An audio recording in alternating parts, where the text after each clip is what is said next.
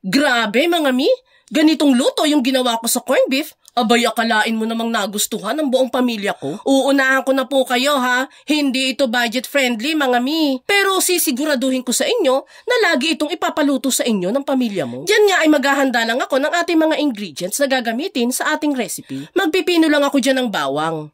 Maghihiwa na din ng sibuyas.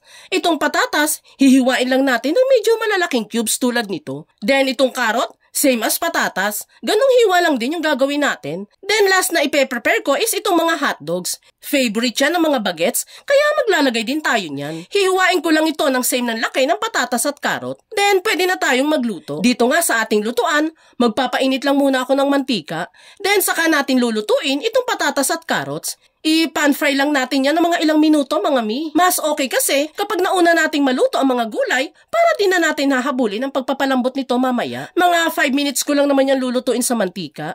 Then saka ko na yan nahanguin lahat. Next naman nating i-pan fry itong mga hotdog. Isisingit ko lang po palang i-shoutout muna itong 4 nating solid viewers na laging nanonood sa mga recipes na ginagawa natin. Hello po kila Ma'am Marites Alamar ng Oriental Mindoro, Ma'am Julieta Pumarejo ng Sorsogon, Ma'am Bing Amo na nanonood sa Italy, at si Ma'am Melanie ni Pumoseno ng Taguig. Salamat po sa panonood mga madam ko. Pagka pan fry natin ng mga hotdog dito, is pwede na natin yung hanguin. Magbabawas lang muna ako ng mantika dito sa kawali at proceed na tayo sa paggisa ng sibuyas at bawang. Isisingit ko na din po palang i-shoutout itong sila Sir Kevin Lee ng Mindanao, Ma'am Ana rin na nanonood sa France, at si Ma'am Jenilyn Reyes na nanonood naman sa Bataan. Thank you po lagi mga ma'am at sir. Pagkagisa ko nga dyan ng mga aromatics, isusunod ko na din dyan itong isang kutsara lang ng tomato paste.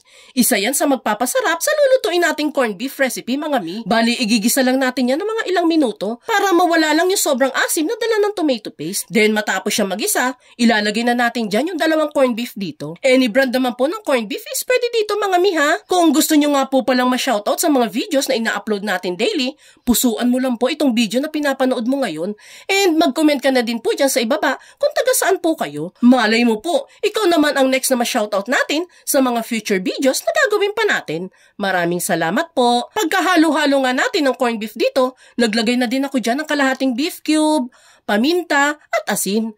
Yan na yung magiging pampalasa natin dito mga mi. Then maglalagay na din pala ako dyan ng konti lang naman na tubig para lang hindi maging dry itong niluluto natin. Mix-mix lang natin yan, then pwede na nating ilagay dito yung na-pan fry na patatas at carrot.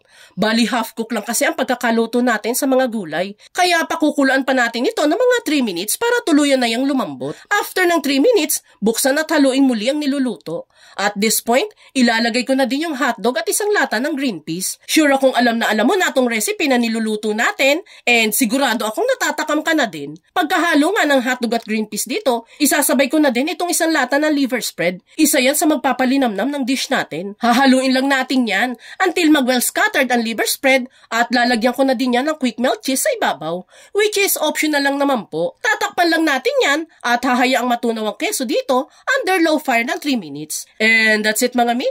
Ready to serve na itong super special at super sarap na kalderetang corned beef recipe natin. Nako, sure akong mapapalaban na naman sa kainan ang buong pamilya mo dito mga mi. Kaya kung ako sa'yo, why not subukan mo na din ito minsan?